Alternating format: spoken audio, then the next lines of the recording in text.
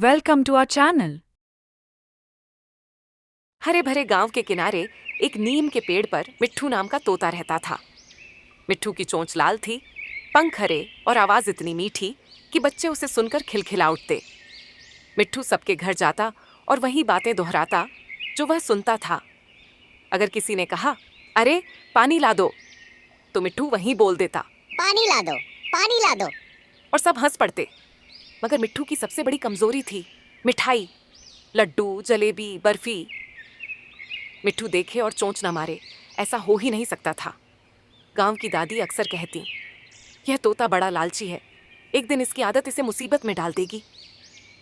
लेकिन मिट्ठू बेफिक्र था। उसे लगता, थोड़ी सी मिठाई खाने में बुरा क्या है। एक दिन गांव की कुछ औरतें कुएं पर पानी भरते हुए बातें कर रही थीं। एक ने कहा, सुना है पीछे के जंगल में जादू है, वहाँ पेड़ खुद बोलते हैं।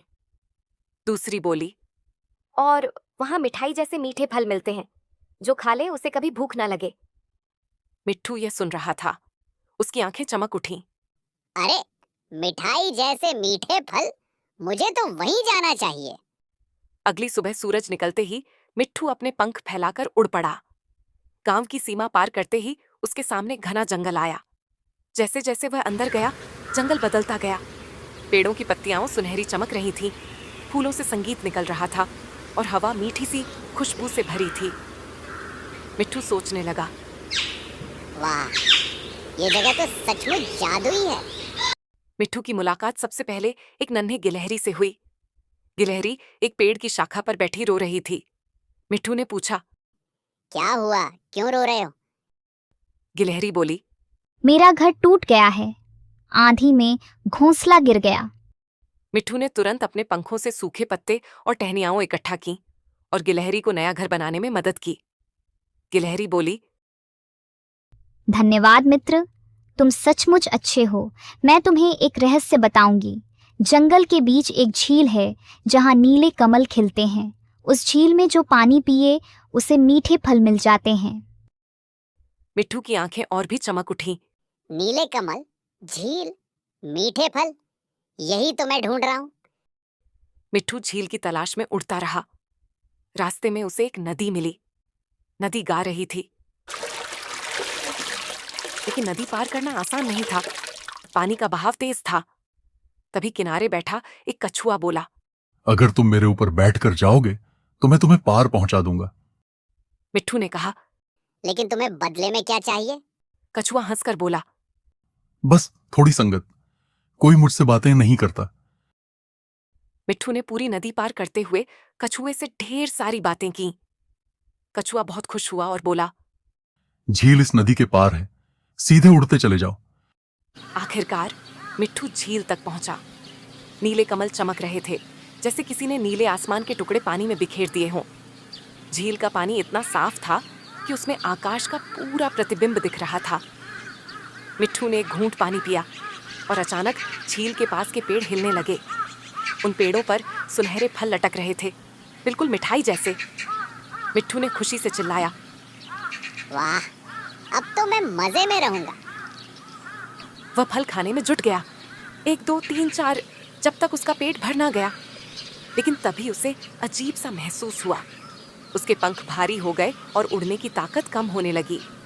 जितना वह खाता, उसके पंख उतने भारी होते जाते। अब वह उड़ नहीं पा रहा था। पेड़ों की धीमी आवाज आई, मिट्ठू, यह जंगल लालच को पसंद नहीं करता। जिसने भी सिर्फ अपने लिए सोचा, उसका बोझ बढ़ जाता है। मिट्ठू घबरा गया। अब मैं क्या करूं? मिट्ठू ने सोचा। क्यों ना ये फल सबके साथ बांट दूं? तभी गिलहरी और कछुआ आ पहुंचे। उन्होंने कहा, तुम अकेले नहीं हो। अगर हम सब मिलकर ये फल बांटें तो जंगल खुश हो जाएगा। मिट्ठू ने सोचा। हाँ, क्यों ना ये सारे फल गांव के बच्चों और जानवरों में बांट दूं। उसने गिलहरी और कछुए की मदद से फल तोड़े और भूखे जानवरों व पक्षियों को बांट दिए। धीरे धीरे उसके पंख हल्के होने लगे। अब वह फिर से उड़ सकता था। तभी अचानक काले बादल छा गए, हवा गरजने लगी और जंगल में तूफान आ गया। पंछियों के घोंसले टूटकर गिरने लगे। छोटे छोटे पंछी अपने घोंसलों में डर कर छिप गए। नन्हा हिरण इधर उधर भाग रहा था। मिट्ठू ने देखा कि कई पक्षियों के घोंसले टूटकर गिर गए हैं। और उनके अंडे जमीन पर पड़े हैं। वह तुरंत नीचे उतरा और अपनी चोंच से एक एक अंडे को संभालकर सुरक्षित जगह पर रखने लगा। कछुआ और गिलहरी भी उसकी मदद करने लगे। तूफान थमने के बाद जंगल के जानवरों ने राहत की सांस ली। सबने मिट्ठू को घेर कर कहा, आज तुमने हमारी जान बचाई। पहले तुम सिर्फ मिठाई सोचते थे, लेकिन अब तुम सबका सच्चा दोस्त बन गए हो। मिट्ठू मुस्कुराया और बोला, दोस्तों, मैंने समझ लिया है कि अकेले खाना तो मजा नहीं देता। असली मजा तो साथ बांटने और मदद करने में है। मिट्ठू गांव लौटा। बच्चे खेल रहे थे। मिट्ठू ने पेड़ पर बैठकर जोर से कहा, आओ आओ, देखो मैं क्या लाया हूँ। जैसे ही उसने जादुई फल गिराए, बच्चे खुशी से उछल पड़े। उन्होंने उन फलों का स्वाद चखा। वह सचमुच मिठाई जैसे थे। गांव वाले हैरान थे। आज मिट्ठू तो बिल्कुल बदल गया है। पहले ये खुद खा जाता था, अब सबके साथ बांट रहा है। दादी ने मुस्कुराकर कहा, देखो, यही असली मिठास है, बांटने की मिठास। और मिट्ठू हंसते हुए बोला, हाँ, अब मुझे समझ आ गया है। मिठास पेट भरने से नहीं, दिल भरने से आती है।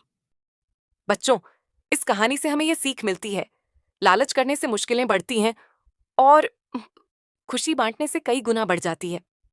Please like and subscribe the channel for more interesting videos.